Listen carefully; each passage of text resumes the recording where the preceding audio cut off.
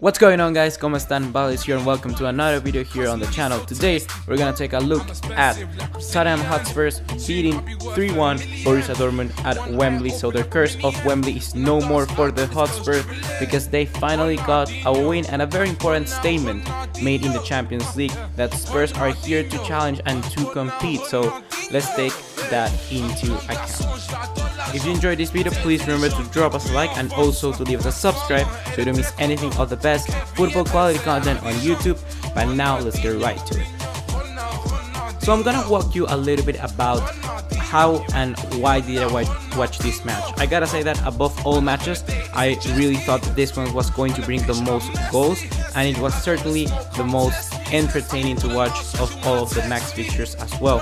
So I decided to go with Tottenham Hotspur versus Borussia Dortmund. And I was watching this match in class, and to be honest, I was sitting in the back row of the class, so nobody was watching me or disturbing me, so I just could watch this match alone.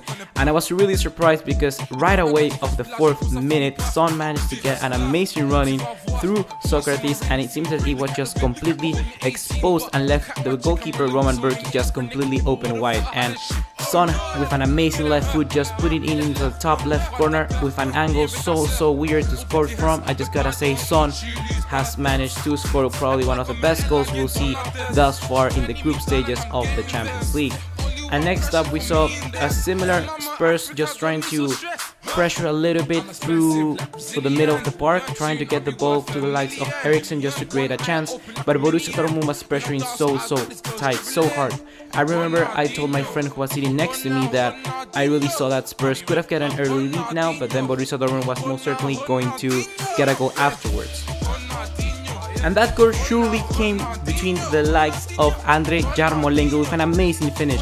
And this finish was really composed and was a very nice, first touch. Just curled it around the keeper and Lloris had no chance at all. Yarmolenko scored probably the second or one of probably the best goals as well of the group stages. We saw many amazing goals in this match, and that didn't stop just there, because a few minutes later in the 15th minute, Harry Kane did the similar thing to Heung-min Son and managed to score another goal.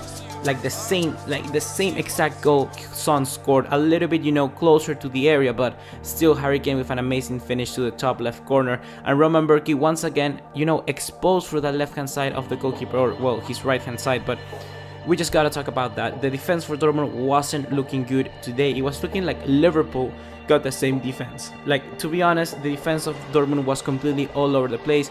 Socrates was left completely exposed. We saw the likes also of, who was the other center back? I'm not too sure. The other center back was I can't remember, man.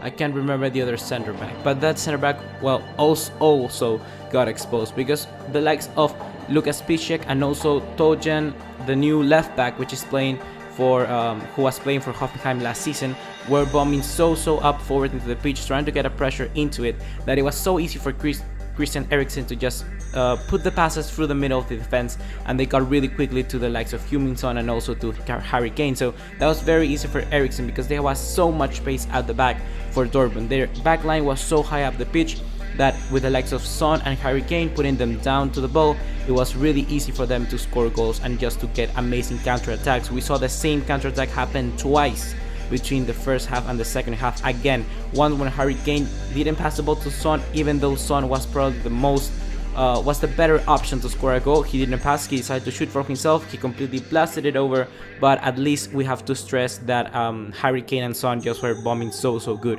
The second chance was a similar, although Harry Kane did decide to pass Heung-min Son in this chance, and Heung-min Son also blasted it over the keeper. So there were so many chances that this game could have ended around 4-2, to be honest, 4-1, 4-2 for Spurs. So it was really quite underwhelming, because it was a one-sided match, but not for Spurs exactly. It was a one-sided match for the likes of Dortmund. Dortmund was actually dominating the game, but it seems that just between lacks of concentration, Dortmund was left completely exposed. And then Spurs just counterattack and did what they did best, and that's score goals and create amazing chances. So in that sense, Spurs, very good job. They did what they needed to do in this game, and Dortmund not unlucky really. They need a better organization at the back, because I'm not too sure if just just buying some new center back is going to fix this. I think it's coming from the coaching perspective, and I think that could really strengthen and help this Dortmund team. Overall, I just gotta mention that it was an amazing performance from both teams. It was really enjoyable to watch this game. However, I thought it was going to be a more, like I said, not one-sided, but a more equal kind of playing level field, because it was really weird because Spurs didn't play as good. Dortmund played amazingly, but Dortmund lost the game, so it was really weird to see this match, I gotta be honest. The man of the match for me would definitely be Harry Kane. Harry Kane created so many chances, he got past defenders like they were not even there. Aubameyang just managed to get like 2 shots on target, as Harry Kane managed like 5. So we gotta give the man of the match award to Harry Kane. Another example of a very good player in this match for me was Davinson Sanchez. The new signing from Spurs came in. He committed one mistake that almost led to a goal from Christian Pulisic, but I mean, he's just starting. He's his second match in a Spurs shirt, so I think you gotta give him a little bit more time. And for being a good signing, a new signing, Davinson Sanchez is performing really nicely. For Dortmund, my man of the match or the best performer should be Aubameyang, really. I mean, there's not too much we can get concerned about this guy. Another good shot will be Christian Pulisic, which managed a lot of dribbles in the play overall. I think he got the most dribbles of all the players in the pitch at that exact moment in that match. So it's also very good praise for the young USA American right winger. He's my age, man. I'm here doing YouTube videos about him, and there's him just blasting his ass over playing against Spurs in Wembley. So I just gotta applaud this man, because to be honest, the difference of age, we're the same age, and he's so doing so much better in life right now than I am. So I just gotta praise Christian Pulisic for that. And just to talk later about the other match that we saw on this match day, we start off with Sevilla drawing against Liverpool 2-2 in Anfield. Liverpool committed so many defensive mistakes. Lovren does this game in, game out, and really, if you don't take your chances against a team like Sevilla, they're gonna make you pay for it. So Sevilla 2-2 draw with Liverpool, I think is a fair result for both teams. Next up, we have a 2-1 victory of Shakhtar Donetsk in Russia over Napoli, which only managed to score 1 goal. Let's mention that Shakhtar Donetsk don't play at home in this Champions League, because we know the problems that Ukraine currently lives in.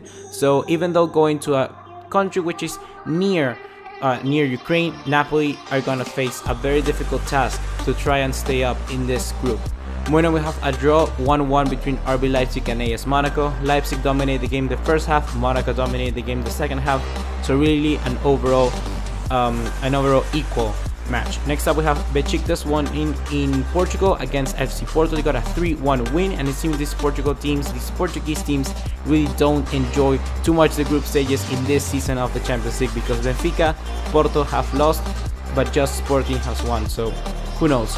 Next up, we have Real Madrid beating 3-0 Apoel, which if they haven't won this match already, I gotta say that Real Madrid really needs to look at something which is going on, but they won 3-0, so it's really not too much to worry about. Next up, we have Manchester City demolishing Feyenoord. I thought this match was going to be a little more harder than it seems, but if you got players like Gabriel Jesus, like Bernardo Silva, like Sergio Agüero, you're going to score goals either way. So Manchester City getting 4-0 at the end, it may not be as surprising as I once would have thought. And next up, we have Maribor versus Spartak Moscow. Spartak Moscow drawing in, if Maribor, I'm not wrong, they're a club from Slovenia or something like that, I think. So I gotta say, Spartak Moscow going from Russia to Slovenia may be a difficult task. I have never been to Slovenia, so I cannot tell you if there's a hostile atmosphere there. But a 1-1 draw, I think Liverpool will be happy, because all the teams in that group currently stand with 1 point.